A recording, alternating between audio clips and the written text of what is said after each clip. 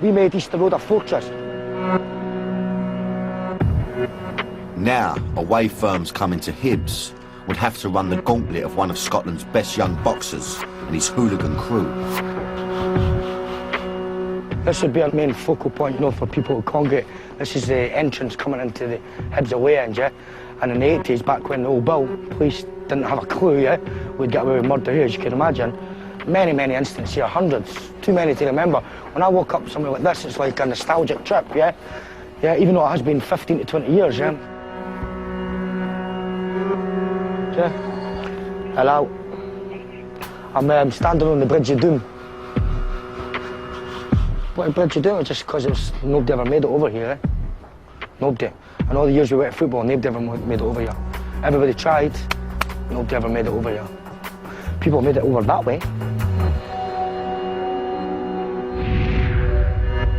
Despite saying he's not proud of his hooligan past, I get the feeling that Bradley feels a certain nostalgia for his days running the firm and defending his manor and the Hibs fans. But when it was all kicking off back in the 80s, one person he most certainly didn't want to know about what was going on was his mum. Incredibly, he managed to keep his hooligan life a secret from her and his stepdad. Like any teenager, he got into trouble with them, but they had no idea what he was really up to.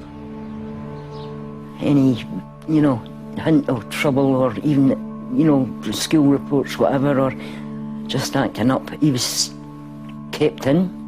He was stopped for going to his training, you know, and the usual things that parents would kept him in the pub till 5 o'clock on a Saturday. Kept him when we were both working. So he couldn't go to the football. But when England came to Scotland for an international match, Bradley snuck out and went to the game without his mum knowing.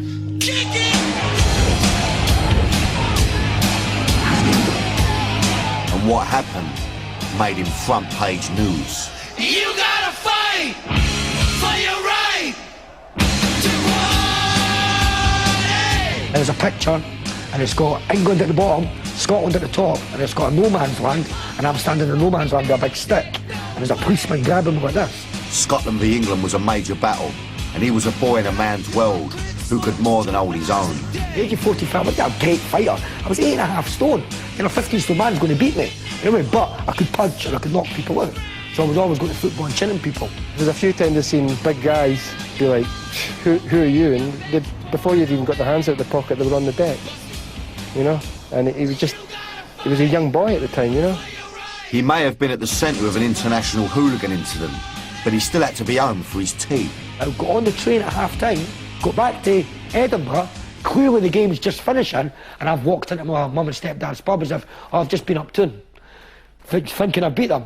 That morning, Sunday, they worked in they owned a pub, so I'd be in the pub till late at night, 12 o'clock. Sunday Mail papers came round, and on the papers, what's on the front page? Me standing on the front page, like that, hooligans and stuff like that. I had to cut the paper, yeah, take the photos of it, and leave the papers in the pub, so my mum wouldn't know. But as Bradley explained to me, being a hooligan was not just about fighting. You had to look the part too. The Bother Boys skinhead image of the 60s and 70s was old hat. Bradley and his pals needed to get hold of designer clothing, which was the new uniform of the hooligan. But the kind of labels you had to be seen in didn't come cheap. And obviously fashion was a huge thing for a lot of the protagonists that were involved at the time. And being a young kid, you couldn't often afford these things, yeah? Especially coming from the kind of broken home that I did and stuff. My mum provided everything for us. She was unaware about having the need to have a £100 Armani jumper. So we'd mob and we'd rob, eh? Mobbing and a robbing does pretty much what it says on the tin. We started doing organised smash and grabs. So you had Jenner's department store in Edinburgh, and it was probably it had sold a lot of sort of nice gear at the time, that they would have jumpers at £90. But you couldn't afford them. So how do you get them? You go and steal them. But you don't go in the shop and steal them, you wait till night time, there's nobody in the shop, and you and your pals, 20 of you, organise the streets, and then you go and you smash the window and you climb in the store and you help yourself. And Jenner's got done maybe about 20 times in about a year. Dressed up to the nines, the Hybe's crew began to travel Scotland. They were young, cocky and fearless. It was excitement, it was enjoyment. You're going away with your pals, walking through the centre of Glasgow, singing to the Addams Family. Do you remember the Addams Family? Singing the Addams Family, the Hypebeast Family, da-da-da-da, ooh, ooh, da-da. And 10,000 shoppers are going, who are these people coming into our sacred city? It was clear that running the Crew was no longer just about football. Thanks to his firm, he was making money by selling the expensive designer clothing on the black market. But the profits from their mobbing and a robbing were relatively small time. Bradley was aware of the fear that the Hypebeast crew had instilled in Edinburgh.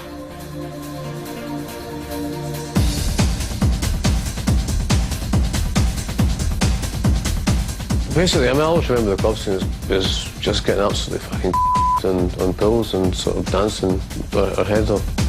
In the late 80s, house music completely revolutionised the Edinburgh club scene. There was only maybe a nucleus of 800 people in Edinburgh that actually knew about the dance scene. Everybody else was going to your Buster Browns and that and dancing with their handbags, with big high heel shaggy shoes on, yeah?